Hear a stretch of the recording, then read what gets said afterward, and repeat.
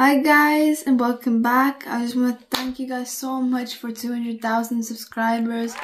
Ever since the frog video, I think we've earned a lot of subscribers and maybe I'll eat frog again. They said Pinkay that frog is much better when it cook deep fry.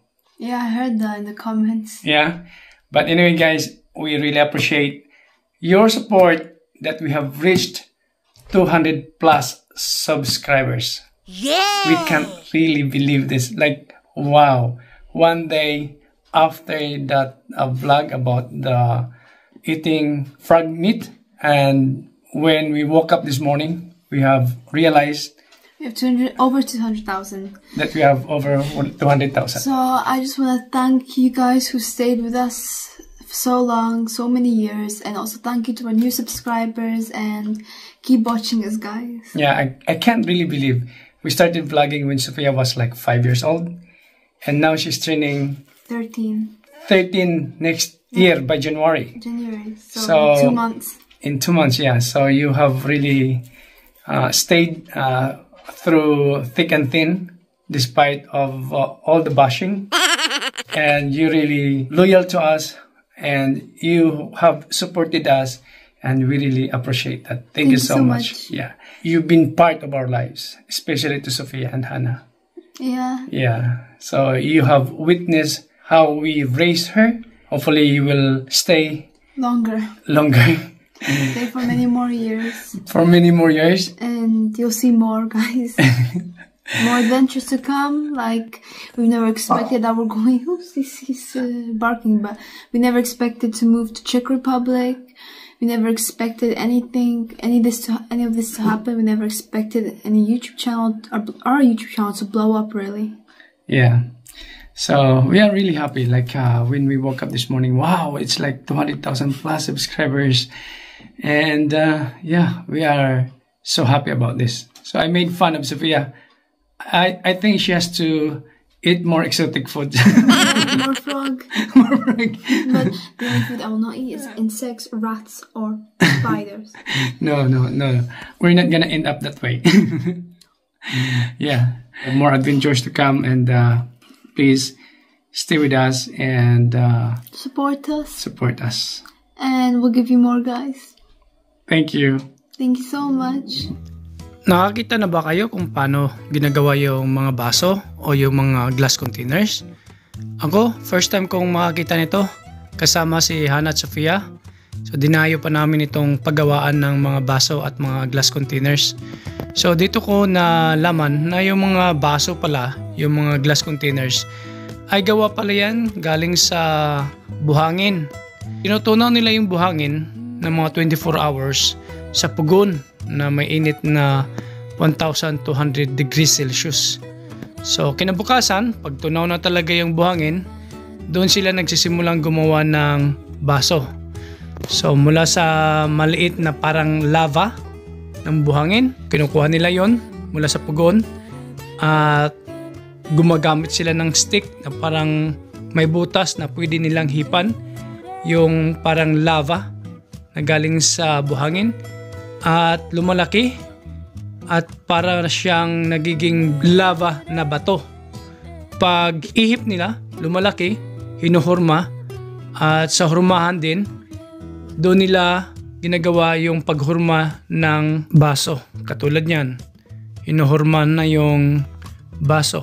So habang hinuhurma yan, iniihipan niya para lumalaki at ibalik muli sa pugon, at pagkatapos isinasawsaw sa tubig para magiging matigas, at pag talagang hurmang glass na o yung baso, tinatanggal nila yung ulo, at yung ulo na natanggal o yung takip hindi naman daw nasasayang kasi ginagawa nila din ng ibang klaseng baso. So yan, hindi po yan machine, kundi manual na paggawa nila ng baso. So parang ito sila ay nag-accept sila ng mga order ng mga private citizens na mga dusi-dusina. Pwede din na individual magpa-customize pero may kamahalan nga lang. So yun ang isang halimbawa, yan, tapos na yan at palalamigin lang at i-deliver sa nag-order.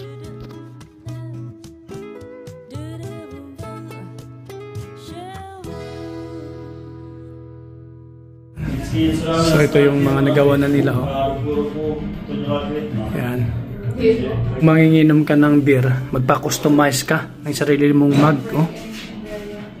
Ito pang beer. Pang wine, meron din sila. Oh, ito sarili nilang gawa to. Marami ding umu-order sa kanila.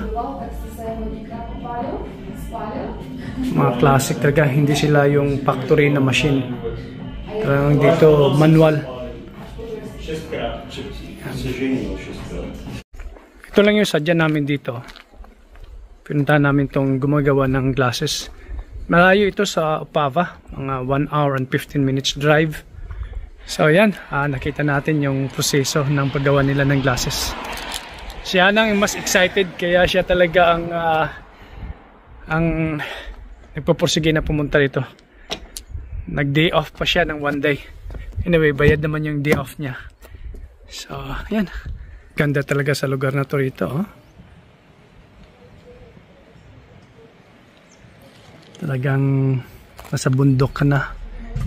So, 1 hour and 15 minutes ito, galing Opava. Ito lang yung dinayo namin dito. Makita ang paggawa ng mga bote o yung glasses. What's that, mango? Yeah. Mango? Yeah. Really? Can I have some of that? I think Yeah. that's good for turon na malagkit. The one you like? Mixed with mango like that? Or maybe jackfruit? It's an apple. That's apple? Yeah.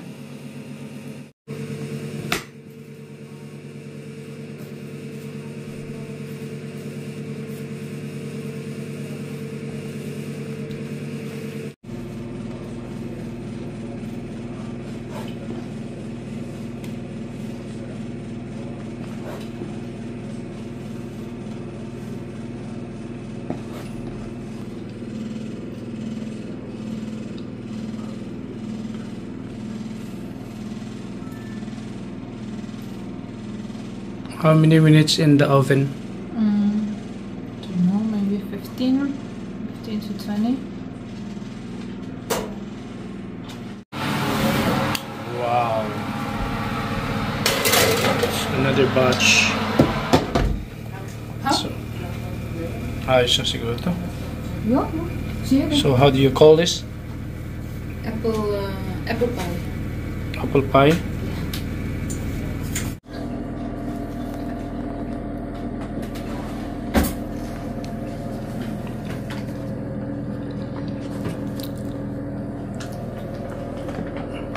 You like it? Yeah. Nice. So mommy made these pastries and I keep eating them.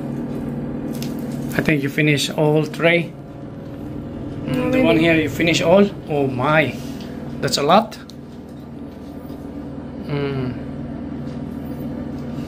Really good? Okay. I'm gonna have the last one. How good?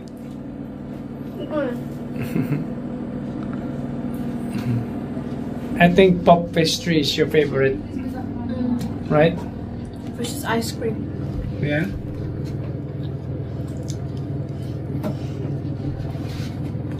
You see once as well? Done?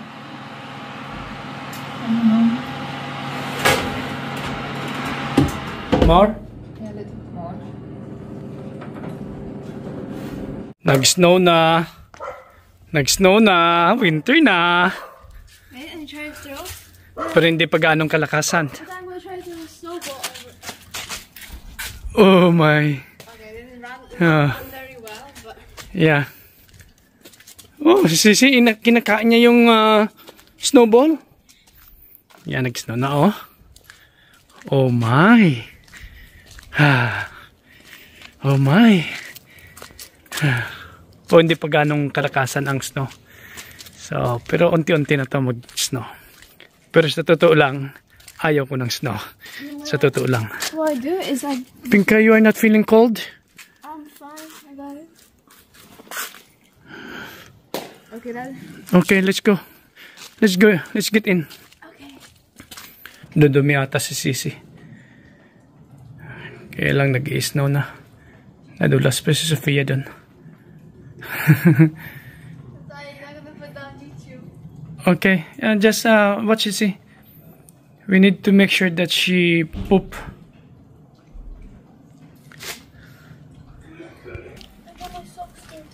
You're gonna just change.